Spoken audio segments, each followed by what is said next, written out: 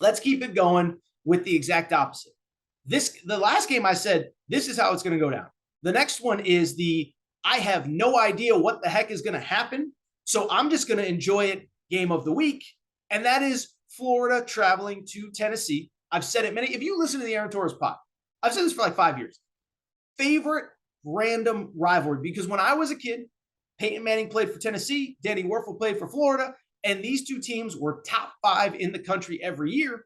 And this was in the forget college football playoff era. This was the pre-BCS era where you lose one game, even if you won them all, it didn't really matter. But if you lose one game, you're not competing for the SEC. You're not going to the Orange Bowl. You're not going to the Sugar Bowl. You're not doing anything. And so this was always such a huge game. I've always enjoyed this game. But I'll be honest, I have no idea what to expect. Tennessee, a 10.5-point favorite in the Betfred Sportsbook. I'll tell you this, even Tennessee fans are like, that feels like a lot of points. But what stands out to me about this game and why this is I have no idea what the heck is going on, so I'm just going to enjoy it game of the week. It's because this is one of the games where I don't think we actually know very much about either of these teams, right? I think we know about Arkansas. I think we know about A&M. I think we know about, say, Auburn's not very good. I think we know about Georgia's awesome. I think we know about USC is going to score points on everybody and they're going to give up points on everybody. I don't really think we know much about either of these teams, okay? So when it comes to this game, the one thing that stands out, we do know a few things. We know Tennessee's going to throw the crap out of the ball. Top 5 nationally in passing offense. Hendon Hooker, I saw this stat, credit Peter Burns, SEC Network, 42 touchdowns, 2 interceptions for Hendon Hooker since he took over as Tennessee's quarterback. That is insane. 42 touchdowns, 2 interceptions since he became the starter at Tennessee. And so we know that about Tennessee. What we don't really know, though, is how good Florida's secondary is. Because Florida statistically is very good against the pass. But as they always say, there are lies, there are damn lies, and there are statistics. Well, you look at Florida, and here's my question. Is the secondary any good? Or have they just played really bad pass offenses? Because Cam Rising, Utah, threw the ball pretty well. Florida found a way to win.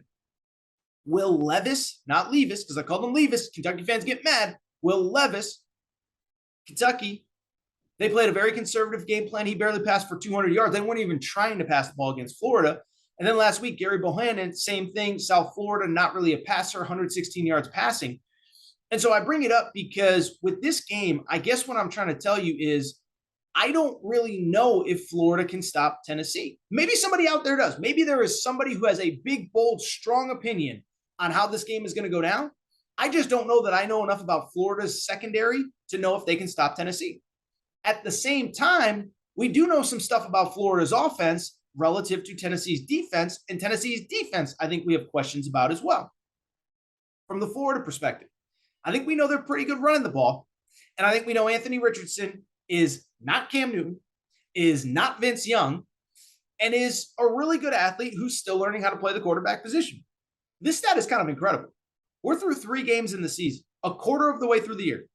Anthony Richardson does not have a touchdown pass.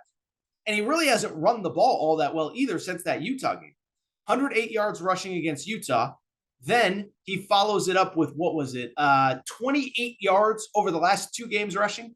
So I said it after the Florida game. I said, I wonder what happens when the tape is out on Anthony Richardson and it becomes clear that if you just do not let him beat you with your legs, then you're going to be able to beat Florida. Well, that's what Kentucky did. That's what South Florida did. It almost allowed South Florida to get the victory last week. So Florida is really struggling to pass the ball, but they have run the ball effective. As I said, Anthony Richardson, 100-plus yards in his opening game against Utah. And then last week, a kid named Montrell Johnson, not Montel Jordan. I almost said Montel Jordan, which is the guy, Friday night, and the mood is, not that guy.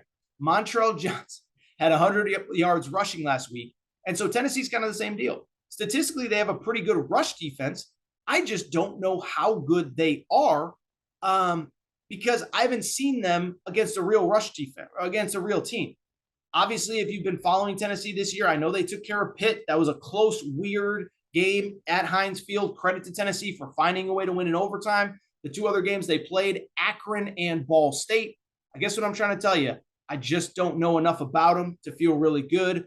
total stay away to me. Tennessee, a 10.5 point favorite in the Betfred Sportsbook.